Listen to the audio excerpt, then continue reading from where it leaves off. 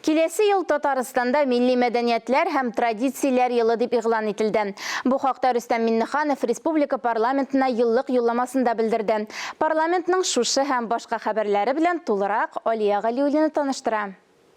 Рөстәм Миннеханов үз мөрәҗәгатендә сәнәгать секторын агры сәнәгать, цифрлы өлкә, сәламәтлек саклау һәм мәгарифкә бәя биреп, киләчәккә бурычлар куйды.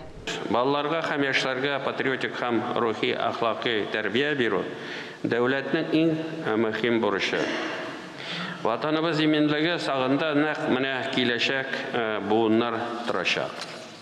Традицияләрнең төп сакчысы гаилә. Бөтен республика бер гаилә булып калырга тиеш. Шушы бердәм гаиләне якларга киткән якташларыбызны хуплау мөһим.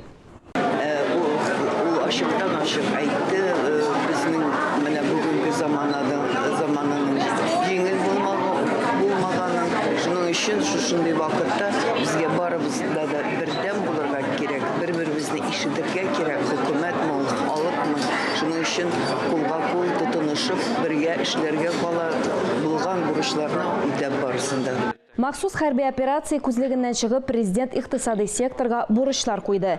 Кертелгән санкциялар сәбәпле килеп чыккан кыенлыкларга карамастан, транспорт логистикасы, банк өлкәсендә Татарстан икътисады тотрыклы булды дип билгеләп үтте. Біз алга барырга тиеш, біз экономиканы күтәрергә тиеш, һәм кешенең сәламәтлеге, кешенең культура буенча, бу бүтән сорауларны кешәйтә торган сораулар безгә, без шушы сораулар буенча барырга тиеш.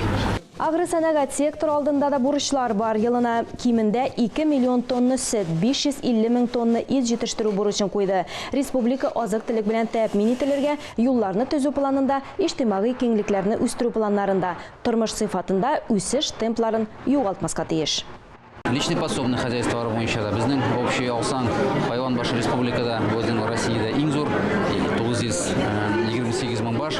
Аның буенча да президент бүген әйтеп узды. Личный подсобный хозяйство, крестьянский фермер хозяйстволарга да ел сайын безгә бу елда 2 миллиардтан артык сум бирелде. Шул эшне киләчәктә дә барачакбыз. Документ барлык комитетларда, фракцияларда һәм төркемнәрдә, шулай ук парламент тыңлауларында ачыктан-ачык тикшерелде. Кертелгән санкциялар икътисадны үстерү мөмкинлекләрен шактый кыскартты. Бу хакта икътисад министры Мидхәт Шаһиәхмәтов сөйләде. Яңа элементлар, логистик чылбырлар, сату базарлары Россиягә каршы икътисади чикләүләр кертү омтылышына беренче һәм тиз җавап. Республика гражданларга социаль түләүләр һәм бизнеска салым ташламаларын саклап кала алды. Финанс министры Радик Гайзатуллин Казанның социаль юнәлешле булуын ассызыклады. Социаль өлкәгә, ягъни мәгарифкә, сәламәтлек саклауга, мәдәнияткә һәм башкаларга киләсе елда чыгымнарның гомуми күләменең 80%-ка арттырырга җыеналар. Киләсе елда республика бюджеты керемнәре 334 миллиард сумга якын, чыгымнар 361 миллиард сум, бюджет кытлыгы 27 миллиард.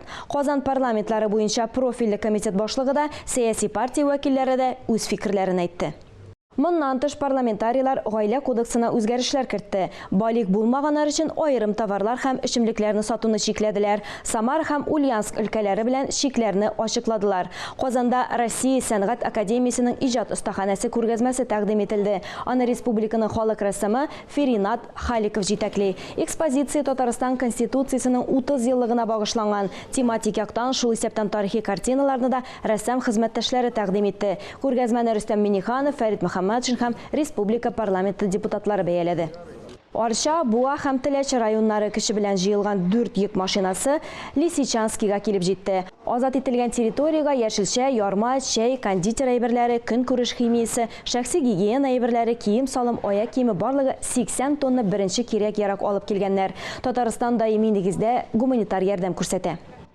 Буа якташлык җәмгыяте елның иң яхшы якташлык җәмгыяте конкурсында җиңүче булды. Муниципаль берәмлекләр советында бүләкне оешма президенты танылган иганәче Ирек Закиров алды. Ул хезмәттәшләре белән уңыш сыры белән уртаклашты. Якташларның сабан туен, укытучылар конференцияларын оештыруда актив катнаша алуы, җирле картлар һәм инвалидлар йортында ярдәм итүе, шулай ук юкка чыккан авылларның истәлеген мәңгеләштерүе турында сөйләде. Якташлык җәмгыятьләре эшчәнлегенә республика президенты Рөстәм Миннеханов ярдәм итә. Ел сайын конкурста җиңүчеләрне бүләкләү өчен бюджеттан 2 миллион сум акча бүленә. Узган атнаның парламент хәбәрләре турында кыскача шулар иде.